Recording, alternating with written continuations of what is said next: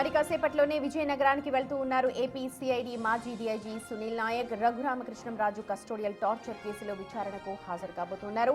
Vizianagaram SP Damodar నేతృత్వంలో ఆయన విచారణ జరగబోతోంది. గత నెల గుంటూరులో సునీల్ ను విచారించారు పోలీసులు. ఈసారి విజయనగరం రావాలంటూ సునీల్ నాయక్ నోటీసులు ఇచ్చారు. ఈ నేపథ్యంలోనే మరి కాసేపట్లోనే విజయనగరంలో ఆయన విచారణ కంప్లీట్ కాబోతోంది. రైట్, మా ప్రతినిధి షణ్ముఖ్ జాయిన్ అవుతున్నారు లైవ్ లో. రైట్ షణ్ముఖ్, ఎప్పుడు నాయక్ వచ్చే అవకాశం కనిపిస్తోంది? ఎన్ని గంటలకు విచారణ ఉండే అవకాశం ఉంది? సొంతి మనం ఇక్కడ చూసుకున్నట్టయితే ప్రస్తుతం విజయనగరం మహిళా పోలీస్ స్టేషన్ కి ఆయన హాజరయ్యే అవకాశం కనిపిస్తుంది. కాసేపట్లో వచ్చే అవకాశం ఉంది. అయితే ఈవినింగ్ కూడా విచారించేటటువంటి అవకాశం ఉంది.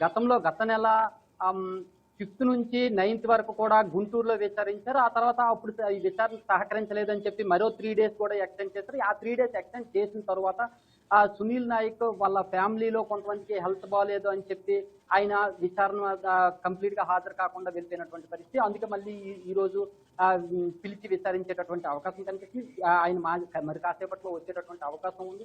వచ్చిన తర్వాత అంటే రఘురామకృష్ణంరాజుకి సంబంధించినటువంటి కేసు ఏదైతే ఉందో ఈ కేసులో చాలా చిక్కుముళ్ళు ఉన్నాయి. దానికి సంబంధించి చాలా అనుమానాలు ఉన్నాయి. వాటన్నింటినీ కూడా ప్రశ్నించేటటువంటి అవకాశం కనిపిస్తుంది. షణ్ముఖ్, అంటే రఘురామకృష్ణంరాజు కేసుని తీసుకుంటే ఆయనే స్వయంగా చెప్పారు ఎంత టార్చర్ పెట్టారో ఏంటి అనే దానికి సంబంధించి. అయితే గతంలో కూడా సహకరించలేదు. ఇవాళ ఎలాంటి క్వశ్చన్స్ ఒకవేళ వేసే అవకాశం ఉంది పోలీసులు అతన్ని? ఖచ్చితంగా అంటే ఇప్పుడు చూసుకుంటే రఘురామకృష్ణంరాజు పైన దేశద్రోహం రాజద్రోహం అనేది నమోదైంది. అసలు మనం చూసాం 2019-24 మధ్యలో వైసీపీ గవర్నమెంట్ పైన మొదట పోరాటం చేసినటువంటి వ్యక్తిగా రఘురామకృష్ణంరాజుని చెప్పచ్చు.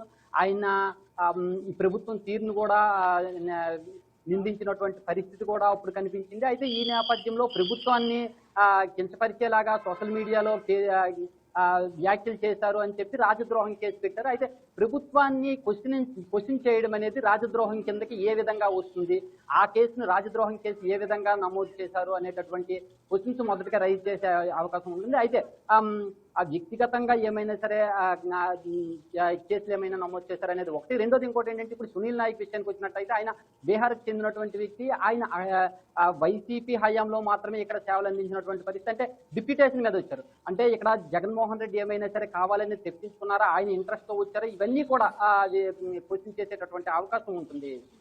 Right Shanmukh, thank you. చూడొచ్చు మరి కాసేపట్లోనే విజయనగరానికి సునీల్ నాయక్ రాబోతూ ఉన్నారు. గతంలో గుంటూరులో విచారణ జరిపారు. అయితే ఆ సందర్భంలో ఫ్యామిలీ మెంబర్కి ఒంట్లో బాలేని కారణంగా ఆయన విచారణ అక్కడ ఆగిపోయింది. ప్రస్తుతం విజయనగరానికి పిలిపించుకుని రఘురామకృష్ణంరాజు కస్టోడియల్ టార్చర్ కి సంబంధించిన డీటెయిల్స్ ని పోలీసులు తెలుసుకునే అవకాశం కనిపిస్తోంది. ఇక